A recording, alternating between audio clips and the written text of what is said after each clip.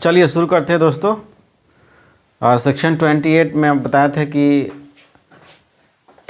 10 item of ऐसा income होता है जो कि चार्जेबल होता है पीजीबीपी में। जो 5 हम बता चुके थे और 5 हम बताने जा रहे हैं। जो 5 हम बताए थे सेक्शन 28 पीजीबीपी चैप्टर में, वो क्या था? सबसे पहले था कि वो ऐसा इनकम जो बिजनेस और प्रोफेशन से आता है वो चल जाएगा पीजीबी हेड में चार्जेबल हो जाएगा। जो भी अगर एसएससी अगर कोई बिजनेस और प्रोफेशन कैरी कर रहा है किसी प्रीवियस ईयर में तो चार्जेबल हो जाएगा पीजीबीपी में। उसके दूसरा बताए थे कि कोई भी पर्सन्स को अगर कोई कंपनसेशंस या पेमेंट मिलता है, ठीक है, कोई भी पर्सन्स को ये कंपनसेशंस या पेमेंट मिलता है एज ए मैनेजिंग डायरेक्टर या डायरेक्टर, वो कंपनी के अफेयर को मैनेज कर रहा है इंडिया में, कोई भी कंपनी हो, इंडियन कंपनी हो या बाहर कंपनी हो, इंडिया में कंपनी के अफेयर को होली या सब्सटेंशियली मैनेज कर रहा है तो उसको कंपनसेशन या पेमेंट मिलेगा, चल जाएगा पीजीबी हेड में, ठीक है, एज ए इनकम चल जाएगा। उसके बाद बोलता है कि कोई पर्सन अगर एजेंसी होल्ड किया इंडिया में, जैसे मान लीजिए हम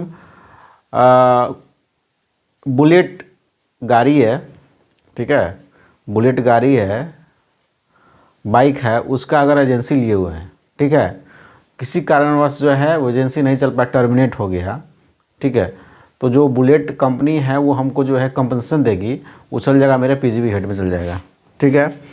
कोई पर्सन अगर कोई भी कॉन्ट्रैक्ट किया हुआ किसी से, बिजनेस कर रहा है और कॉन्ट्रैक्ट किया किसी से, लेकिन वो कॉन्ट्रैक्ट टर्मिनेट हो गया, in the course of business होना चाहिए, तो वो जो है जो भी इनकम होगा वो चल पीजीबी हेड में चार्जेबल हो जाएगा। उसके बाद में कोई पर्सन्स का कोई बिजनेस है या एसेट्स है, सरकार गवर्नमेंट उसको ले लेती है, उसमें वेस्ट हो जाती है, उसका जो मैनेजमेंट है उस एसेट का या बिजनेस का किसी भी पर्सन का चल जाता है गवर्नमेंट के पास, तो गवर्नमेंट जो कंपनसेशन देगा वो चल जाएगा पीजीबी चार्जेबल हो जाएगा। दूसरा था। तीसरा है कि मान लीजिए कोई भी ट्रेड है, प्रोफेशनल्स है या कोई अदर कोई सिमिलर एसोसिएशन है, अगर वो अपने मेंबर को स्पेसिफिक सर्विस प्रोवाइड कर रहा है, स्पेसिफिक सर्विस ऑन डिमांड, तो जो भी सर्विस प्रोवाइड कर रहा है वो चल जाएगा पीजीबी, उससे जो इनकम आएगा उस एसोसिएशंस को चल जाएगा पीजीबी हेड में चार्जेबल हो जाएगा। लेकिन प्रिंसिपल ऑफ म्यूचुअलिटी बताए थे, उसका एक्सेप्शन ये है। जैसे प्रिंसिपल ऑफ म्यूचुअलिटी में क्या होता है कि म्यूचुअल कंसर्न का जो भी इनकम होता है वो टैक्सेबल एग्जेम्प्ट जाता है, ठीक है। उसमें होता है कि जो पार्टिसिपेटर और कंट्रीब्यूटर दो सेम होना चाहिए, ठीक है, जो भी पैसा डाल रहा है उस फंड में, सॉरी उस म्यूचुअल कंसर्न में उसी पर्पज़ के लिए डाल रहा है जिस पर्पज़ के लिए वो निकाल भी रहा है, ठीक है, तो उसका इनकम जो होता है एग्जेम्प्ट हो जाता है। लेकिन यहाँ पे नहीं होगा क्योंकि यहाँ पे स्पेसिफिक सर्विस जो प्रोवाइड कर रहा है किसी मेंबर के लिए, तो उसका इनकम पीजीबी हेड में एसोसिएशन के हाथ में चार्जेबल हो जाएगा।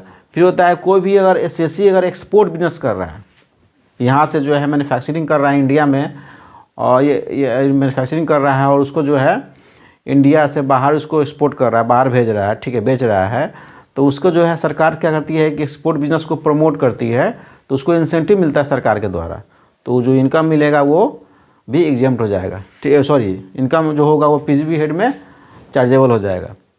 अब आता है जो 5वें बताए थे आपको कि कोई भी बेनिफिट या परक्विजिट्स, कोई भी बेनिफिट या परक्विजिट्स किसी पर्सन को अगर in the course of business अगर प्राप्त हो रहा है, मिल रहा है, भले ही उसको मनी में कन्वर्टेबल हो या नहीं हो, तो वो जो बेनिफिट या परक्विजिट्स होता है वो पीजीबी हेड में चार्जेबल हो जाएगा। जैसे एग्जांपल में है कि मान लीजिए कि कोई भी लॉयर है, अगर प्रोफेशनल सर्विस किसी कंपनी को दे रहा है और कंपनी उसके बदले में उसको दे रही है रेंट फ्री अकोमोडेशन, तो रेंट फ्री अकोमोडेशन जो लॉयर के हाथ में होता है, वकील के हाथ में क्या हो जाएगा, पीजीबी हेड में चार्जेबल हो जाएगा एज ए इनकम, ठीक है। जैसे मान लीजिए कोई सेल इंसेंटिव है कि हम जो है बिजनेस कर रहे हैं और किसी कंपनी का एग्जाम्पल दिए थे घड़ी कंपनी का कि सेल जो है टारगेट फुलफिल कर दिए, तो उसके बदले में हम कोई वाउचर दिया या कोई कार गिफ्ट कार दे दिया, ठीक है, खुश होके इंसेंटिव फुलफिल होने पे एक कार दे दिया, तो जो कार जो मिलेगा भले वो मनी में हो या नहीं है, लेकिन उसका जो है मनी वैल्यू को जो है पीजीबी हेड में चार्जेबल कर देंगे, ठीक है। ये 5 हेड बताए थे पीजीबी हेड में, 5 और है जो सेक्शन 28 में चार्जेबल होता है एज ए इनकम, ठीक है। तो छठा बताने आपको जा रहे हैं, जैसे कि कोई भी पार्टनरशिप फर्म है, तो पार्टनरशिप फर्म अपने पार्टनर को इंटरेस्ट, सैलरी, बोनस, कमीशन देती है।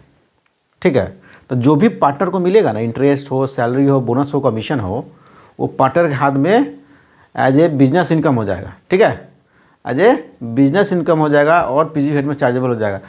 तो इसका कंडीशन है कि जितना अगर फर्म को अलाउंस मिलता है, जितना अलाउ होगा उतना ही पार्टनर के हाथ में पीजीबीपी हेड में चार्जेबल हो जाएगा। जैसे मान लीजिए कि इंटरेस्ट है,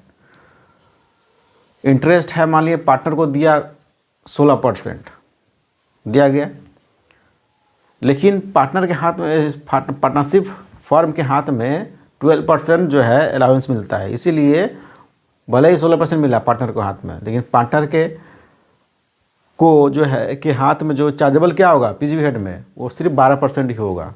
उसी तरह हो गया आपका सैलरी, बोनस, कमीशन, ये जो रेम्यूनरेशन होता है सेक्शन 40B, जितना जो है अलाउंस उसको मिलेगा पार्टनरशिप फर्म को, उतना ही जो है पार्टनर्स के हाथ में वो एज ए इनकम जो है पीजीबी हेड में चार्जेबल होगा। लेकिन वही जो है शेयर ऑफ प्रॉफिट होता है। ठीक है, शेयर ऑफ प्रॉफिट सेक्शन 10(1) में होता है, पार्टनर के हाथ में वो एग्जेम्प्ट हो जाता है। मतलब जो भी जो है उसको प्रॉफिट मिलता है पार्टनर्स को, उसके हाथ में एग्जेम्प्ट हो जाता है। ठीक है, ये छठा हो गया। ठीक है, 6 पॉइंट बताए हैं, इंटरेस्ट है, सैलरी है, बोनस है, रेम्यूनरेशन है और कमीशन है इन हैंड ऑफ पार्टनर्स।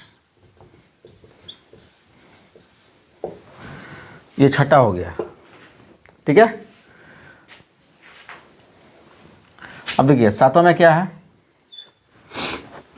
कोई भी पर्सन्स को अगर कोई पर्सन्स को कोई अमाउंट रिसीव होता है, ठीक है, भले काइंड में हो या कैश में हो, अंडर एग्रीमेंट करके कि वो किसी और व्यक्ति के साथ, ठीक है, वो बिजनेस और मतलब कहीं पे वो बिजनेस ना करे।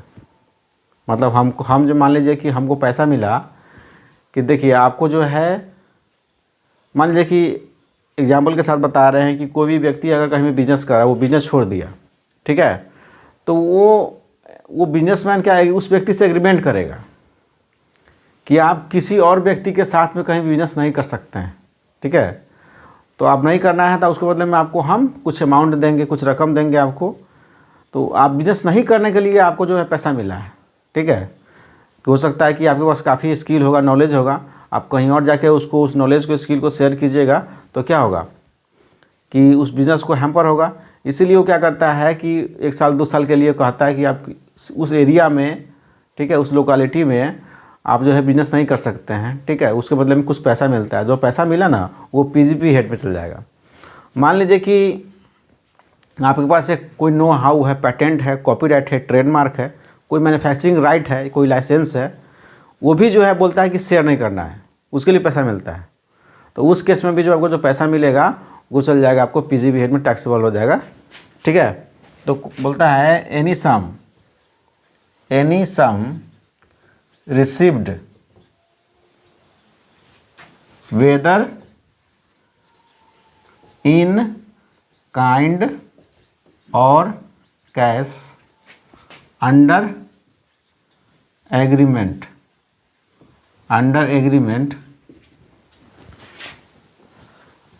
For not carrying any activity in relation to business or profession। दूसरा है for not sharing any know-how, patent, copyright,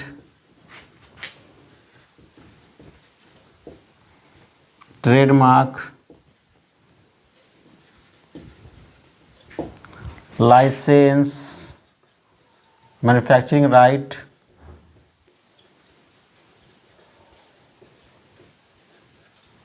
that assist in manufacturing और provision of services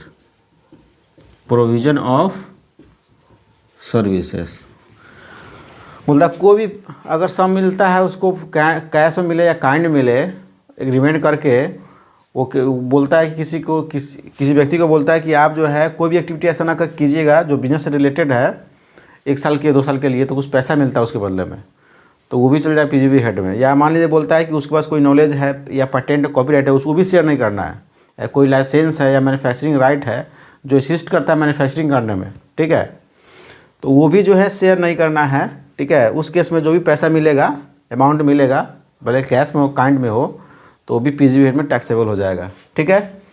तो ये 7वां हो गया। 8वां है, ध्यान दीजिएगा, अमाउंट रिसीव्ड अंडर एनी की मैन इंश्योरेंस। देखिए हर जो कंपनी में जो होता है एक व्यक्ति होता है जो समझिए कि मेन सोल होता है उस कंपनी का, उसको कीमैन बोलते हैं, क्योंकि उसके बिना जो है कंपनी अधूरा है। तो वो व्यक्ति जो है मान लीजिए कि उसके नाम पर अगर कंपनी जो है इंश्योरेंस ले रही है, बीमा ले रही है, वो मर जाता है तो उसका पैसा जो है 3 जगह बढ़ता है। एक तो होता है कि वो ज़िंदा है, तो अगर वो एम्प्लॉय ज़िंदा है कीमैन, अगर वो ज़िंदा है तो उसके हाथ में मिला, या वो मर गया तो उसके फैमिली को मिला, या एम्प्लॉयर को मिला, उस कंपनी को मिला, तो 3 जगह टैक्सेबल हो जाएगा। अगर वो उस एम्प्लॉयर को मिला अगर उसके मरने के बाद में, वो जो कीमैन मर गया उसके मरने के बाद में उस एम्प्लॉयर के अगर हाथ में मिला इंश्योरेंस का पैसा, तो वो जो है चल जाएगा पीजीबी हेड में टैक्सेबल हो जाएगा। या उस एम्प्लॉय के हाथ में मिला तो वो चल जाएगा सैलरी में। अगर वो मर गया तो उसके अगर फैमिली को मिला चल जाएगा अदर सोर्स में, ठीक है। तो ये बताया जा रहा है कि अमाउंट कोई भी अगर कीमैन इंश्योरेंस लिया हुआ है कंपनी, तो उस केस में जब एम्प्लॉयर के हाथ में आएगा तो वो पीजीबी हेड में चल जाएगा। 9 एफएमवी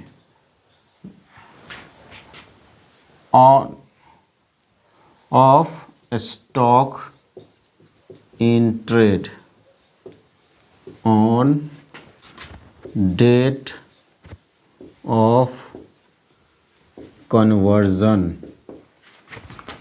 into capital assets। 9 में है कि जब पढ़िएगा, जब जाइएगा वहाँ पे कैपिटल गेन में जाइएगा तो वहाँ पे है कि जब stock in trade capital asset में कन्वर्जन होता है तो वो कैपिटल उसको ट्रांसफर मानते हैं, और कैपिटल गेन जो है आप कैलकुलेट करते हैं, ठीक है। मतलब जब जैसे कि आप कन्वर्जन करते हैं स्टॉक इन ट्रेड को कैपिटल एसेट में, तो उसको ट्रांसफर मानते हैं। जब भी ट्रांसफर होता है क्या होता है, कैपिटल गेन होता है। तो उस केस में जो है हम वहाँ पे कैपिटल गेन निकालेंगे। लेकिन यहाँ पे क्या है कि जब भी कन्वर्जन होता है stock in trade capital asset में, उस डेट को जिस दिन कन्वर्जन हुआ है उसका स्टॉक इन ट्रेड का जो फेयर मार्केट वैल्यू है ऑन डेट ऑफ कन्वर्जन्स, वो जो हो जाएगा वो चल जाएगा पीजीबी हेड में चार्जेबल हो जाएगा, ठीक है। चलिए, और 10 बता रहा है आपको, 9 तो हो गया, अब 10 बता रहा है आपको। 10 में क्या है, देखिए कोई भी अगर एसेट है, कैपिटल एसेट्स है, ठीक है, जिसका जो है डिडक्शन 35 AD में पूरा ले लिया गया है। जो कैपिटल एसेट्स है, कोई आप खरीदे हुए हैं कैपिटल एसेट्स को, ठीक है, जिसको जो है डिडक्शन जो है टोटल आप जो है 35 AD में ले लिए हैं, स्पेसिफाई जो बिजनेस बोलते हैं, होल डिडक्शन ले लिए हैं 35 AD में। एनी अमाउंट रिसीव्ड फ्रॉम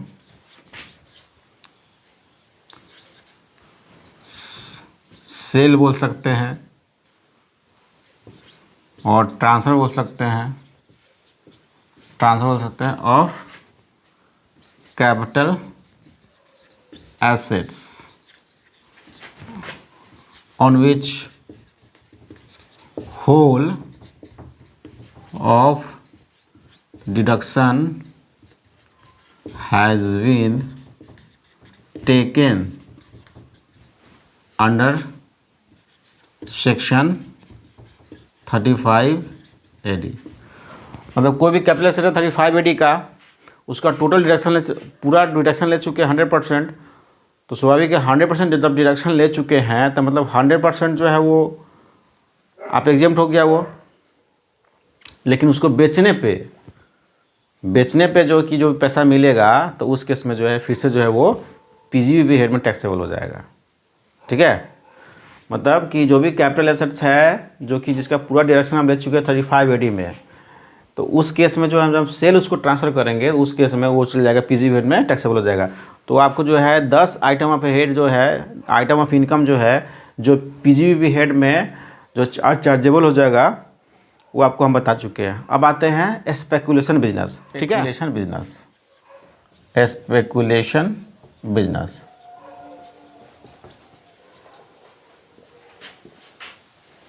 देखिए, एक्सप्लानेशन जो होता है एक्सप्लानेशन 2 ऑफ सेक्शन 28 क्या बोलता है ये deemed as separate and distinct business.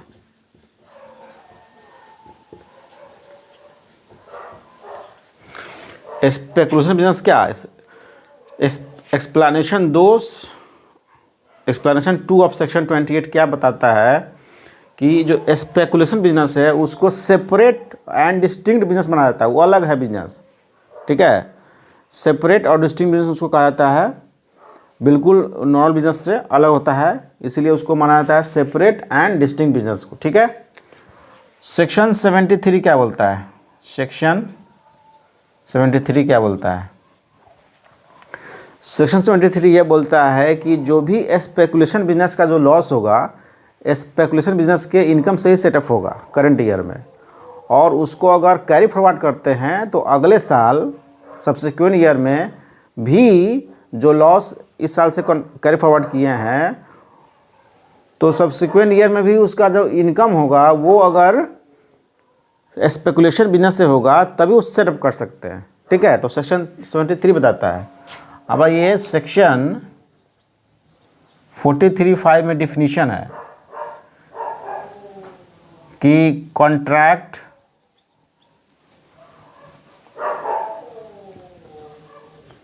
Transaction for which contract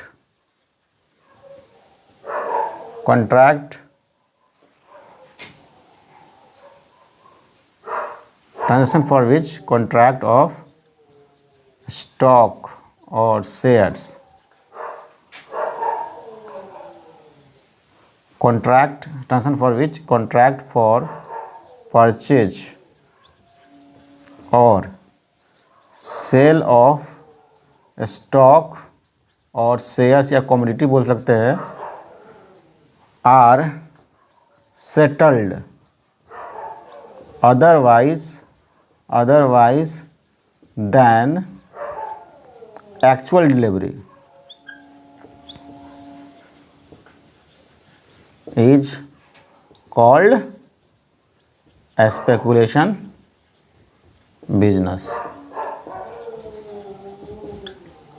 ध्यान दीजिएगा, वैसा ट्रांजैक्शन जिसका कॉन्ट्रैक्ट जो है स्टॉक या शेयर खरीदने का और बेचने का जो हम करते हैं, ठीक है,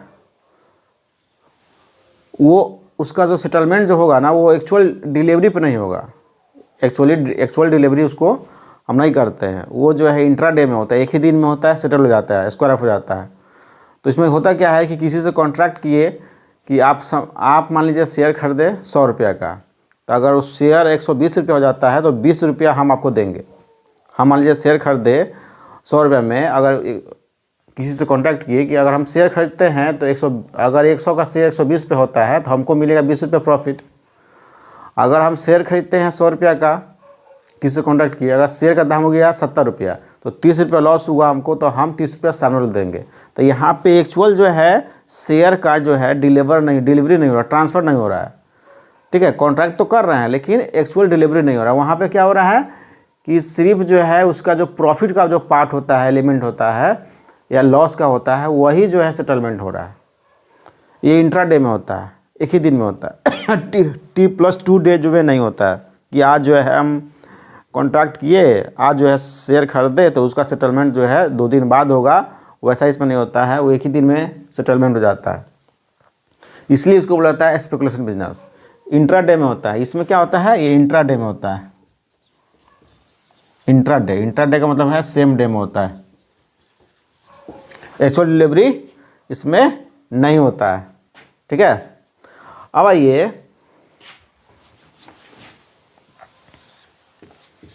if business of company is to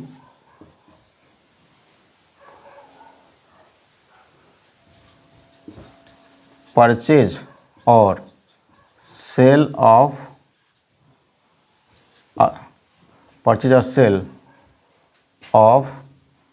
share of other company, then first mention company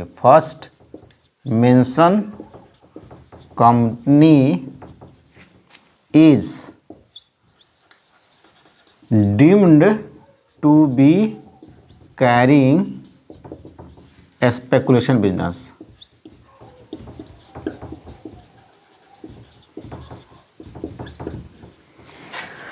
यहाँ पे एक और चीज़ है कि अगर कोई भी कंपनी है किसी दूसरे कंपनी के शेयरों खरीद बिक्री कर रहा है, उसका बिजनेस है, उसका बिजनेस क्या है, वो अगर किसी अन्य कंपनी का, किसी और कंपनी का शेयर को खरीद बिक्री कर रहा है, वो उसका बिजनेस है, तो जो है फर्स्ट मेंशन जो कंपनी होगा, जो बिजनेस कर रहा है, उसको बोला जाएगा कि deem to carrying the speculation business.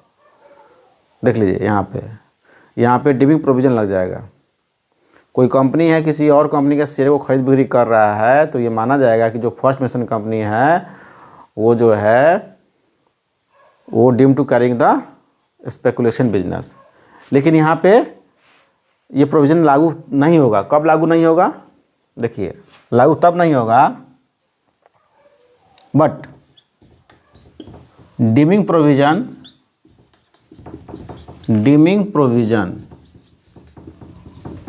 Is not applicable. कब अप्लीकेबल नहीं होगा, कब कहेंगे कि जो फर्स्ट मेंशन कंपनी वो स्पेकुलेशन बिजनेस नहीं कर रहा है, in case GTI of first mentioned company consists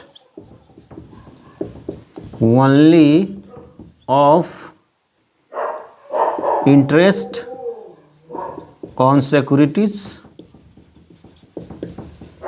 income from house property, income from capital gain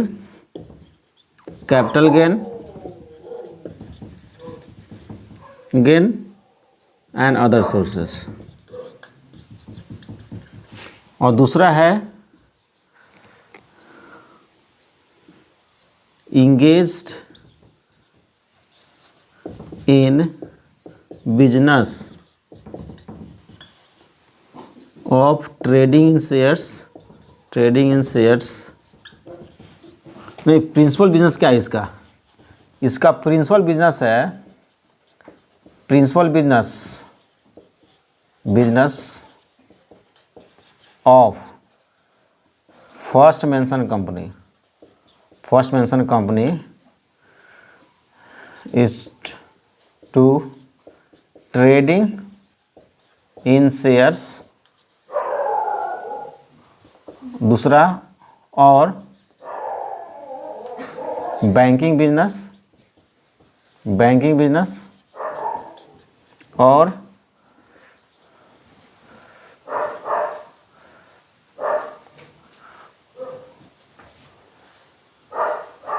loans and advance, providing loans and advances. देखिए, कोई भी जो कंपनी है किसी दूसरे कंपनी के शेयर को खरीद बिक्री कर रहा है, उसका ये बिजनेस है, तो माना जाएगा फर्स्ट मेंशन कंपनी को, जो कंपनी कर रहा है बिजनेस, वो बोला जाएगा कि वो स्पेकुलेशन बिजनेस करेगा, deem to be carrying the speculation business. लेकिन डीमिंग प्रोविजन लागू कब नहीं होगा? जब फर्स्ट मेंशन कंपनी का जो GTI है, ग्रॉस टोटल इनकम है, उसमें interest and securities, income from house property, income from capital gain और इनकम फ्रॉम अदर सोर्सेज सिर्फ है। और दूसरा है कि इसका जो प्रिंसिपल बिजनेस है फर्स्ट मेंशन कंपनी का, वो या तो ट्रेडिंग इन शेयर्स है, या दूसरा है कि वो बैंकिंग बिजनेस में है, या लोन्स एंड एडवांस प्रोवाइड कर रहा है। तो इस केस में फर्स्ट मेंशन कंपनी को नहीं माना जाएगा कि वो स्पेकुलेशन बिजनेस कैरी कर रहा है। Got it? ये हो गया। अब आइए, ये तो हो गया। अब आइए लास्ट पॉइंट है कि कौन कौन से ट्रांजैक्शंस को स्पेकुलेशन ट्रांजैक्शन नहीं कहते हैं। ठीक है, नॉट स्पेकुलेशन ट्रांजैक्शन किस किस को नहीं कहते हैं? पहला है hedging in respect of raw materials, ठीक है, हेजिंग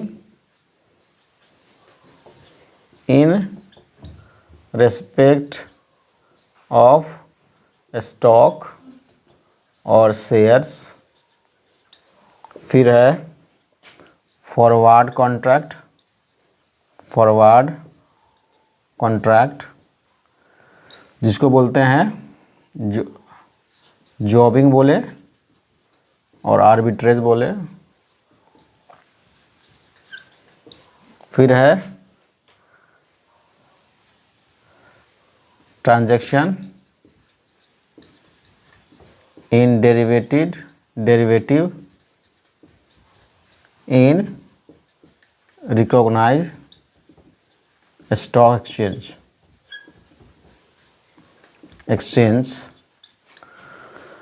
फिर ट्रांजैक्शंस इन कमोडिटी डेरिवेटिव। ये 5 चीज़ ऐसा है जो कि स्पेकुलेशन ट्रांजैक्शन नहीं होता है। पहला होता है कि कोई भी रॉ मटेरियल केस में अगर हेजिंग करते हैं, हेजिंग का मतलब क्या होता है? याद रखिए, हेजिंग का मतलब होता है कि हम लॉस जो होता है ना, लॉस से बचने के लिए हेजिंग करते हैं, प्रॉफिट कमाने के लिए नहीं करते हैं। और ये जो है यहाँ पे एक्चुअल डिलीवरी होता है, यहाँ पे T+2 जो है डे में होता है। ठीक है, जो भी हम इसमें जो ट्रांजैक्शन करते हैं वो जो है एक्चुअल डिलीवरी होता है। ठीक है, यहाँ पे स्पेकुलेशन वाला बात नहीं है, इसलिए स्पेकुलेशन ट्रांजैक्शन को नहीं करते हैं। हेजिंग का मतलब हुआ कि हम इसमें एक्चुअल डिलीवरी होता है, हम लॉस को गार्ड करने के लिए हम जो है हेजिंग करते हैं, बचाव करते हैं। आप पढ़िएगा जब भी आप SFM पढ़ते हैं, ठीक है, SFM पढ़ते हैं, उसमें जो है आप हेजिंग बहुत तरह का होता है। ठीक है, तो आप एक कॉन्ट्रैक्ट करते हैं किसी के साथ में, पहले डेट फिक्स करते हैं कि भविष्य में जो है वो रेट फिक्स रहेगा, भले उसका रेट बढ़े या घटे, तो हेज पहले से हेज कर लेते हैं ताकि जो है उसका अगर दाम बढ़ेगा भी तो जो आपको लॉस नहीं होगा। मान लीजिए किसी रॉ मटेरियल का दाम जो है 100 रुपया है, आज फिक्स लीजिए कि हाँ आज से जो है 2 महीना बाद जो है रॉ मटेरियल का दाम जो है 200 रुपया है, लेकिन 2 महीना बाद उसका दाम हो गया है 250 रुपया, तो आपको जो है उतना देना नहीं है। मान लीजिए कि आपका जो है रॉ मटेरियल का दाम 200 रुपया था, पहले से फिक्स किए थे, लेकिन 250 रुपया हो गया, तो आपको 200 ही देना है। तो यहाँ पे क्या हुआ, आपने लॉस जो है 50 रुपये का लॉस आपको नहीं हुआ, वो जो आप गार्ड कर लिए लॉस को। ठीक है, तो hedging in respect of raw materials. ठीक है, जब भी आप मैन्युफैक्चरिंग करते हो तो रॉ मटेरियल मंगाते हो ताकि मैन्युफैक्चरिंग जो है हमें महंगा ना पड़े, इसलिए रॉ मटेरियल को आप हेज करते हो। तो हेजिंग जो है आपका कोई भी केस में हेजिंग जो है स्पेकुलेशन ट्रांजैक्शन नहीं है। या कोई भी स्टॉक और शेयर्स है, कोई इन्वेस्टर्स क्या करता है, पैसा लगा रहा है, तो वो जो स्टॉक और शेयर में पैसा लगा रहा है तो वो क्या करता है, हेज करता है अपने आप को। स्टॉक खरीद रहे हैं, पहले खरीद ले रहे हैं, दाम बढ़े या घटे उससे कोई मतलब नहीं है, लेकिन ये फिक्स रहता है, ठीक है। तो आप क्या करते हैं उसको, वो भी जो है स्टॉक और शेयर भी खरीद रहे हैं, उस केस में कोई इन्वेस्टर्स खरीद रहा है तो पहले से रेट फिक्स कर लेता है, और भले दाम बढ़े उससे कोई मतलब नहीं है, लेकिन उतना ही उसको देना होता है, ठीक है। अब एक फॉरवर्ड कॉन्ट्रैक्ट, जैसे कोई भी मेंबर ऑफ स्टॉक एक्सचेंज है, वो क्या करता है कि वो देखता है मार्केट, जैसे हम लोग मार्केट में देखते हैं, गांव में देखते हैं कि कोई अगर सब्ज़ी बेच रहा है तो कहीं और से सब्ज़ी खरीद के लाता है और उस मार्केट में बेचता है जहाँ पे महंगा है। उसी तरह जो है यहाँ पे जॉब आर्बिट्रेज में या जॉबिंग में होता है, ठीक है। आर्बिट्रेज में क्या होता है कि एक मार्केट से जो है सस्ते में खरीदना, ठीक है, और दूसरे मार्केट में जो है सो महंगा बेच देना। तो मेंबर ऑफ स्टॉक एक्सचेंज क्या करता है, शेयर को एक मार्केट से खरीदता है सस्ता में, दूसरे बेच देता है, तो आर्बिट्रेज अलाउड है, ठीक है। तो ये भी मेरा स्पेकुलेशन ट्रांजेक्शन नहीं है, या जॉबिंग भी। जॉबिंग क्या होता है, जॉबिंग में क्या होता है कि कोई भी जो है मैन्युफैक्चरर से या इम्पोर्टर से सामान वो सस्ता में ख़रीदता है, उसको मार्केट में महंगा बेच देता है, ठीक है। कोई भी डेरिवेटिव है, कोई भी ये डेरिवेटिव में ट्रांसफर करता है, वो भी रिकॉग्नाइज स्टॉक एक्सचेंज में, तो उस केस में भी ये स्पेकुलेशन ट्रांजैक्शन नहीं होगा। कोई भी कमोडिटी डेरिवेटिव में ट्रांसफर करता है, वो भी मेरा स्पेकुलेशन ट्रांजैक्शन नहीं है। लेकिन कमोडिटी डेरिवेटिव्स जो होता है, इसमें जो है कमोडिटी ट्रांजैक्शन टैक्स, अगर कमोडिटिव डेरिवेटिव है, अगर एग्रीकल्चर कमोडिटिव डेरिवेटिव है, उस केस में उस पर कमोडिटी ट्रांजैक्शन टैक्स नहीं लगता है। तो ये 5 गो है जो कि स्पेकुलेशन ट्रांजैक्शन नहीं है। चलिए कुछ और बात बता रहे हैं। जैसे मान लीजिए कि आपने पढ़ा था कि मान लीजिए कोई मैन्युफैक्चरिंग राइट है या बिजनेस राइट है, किसी को ट्रांसफ़र किए, तो आप ट्रांसफ़र करते हैं तो क्या होता है, कैपिटल गेन होता है। तो कैपिटल गेन अगर होगा तो उस केस में पीजीवीएट में टैक्सेबल नहीं होगा। कोई भी मैन्युफैक्चरिंग राइट है या बिजनेस राइट है, उसको अगर ट्रांसफ़र कर रहे हैं और उसका इनकम कैपिटल गेन में टैक्सेबल होगा तो पीजीवीएट में नहीं होगा। दूसरा होता है कि मल्टीलैटरल फंड जो होता है of Montreal protocol, multilateral fund of Montreal protocol से अगर कॉम्पनसेशन मिल रहा है, ध्यान दीजिएगा, मॉन्ट्रियल प्रोटोकॉल का मल्टीलैटरल फंड से कंपनसेशन मिल रहा है, तो वो जो होगा इनकम, वो पीजीवीएट में टैक्सेबल नहीं होगा।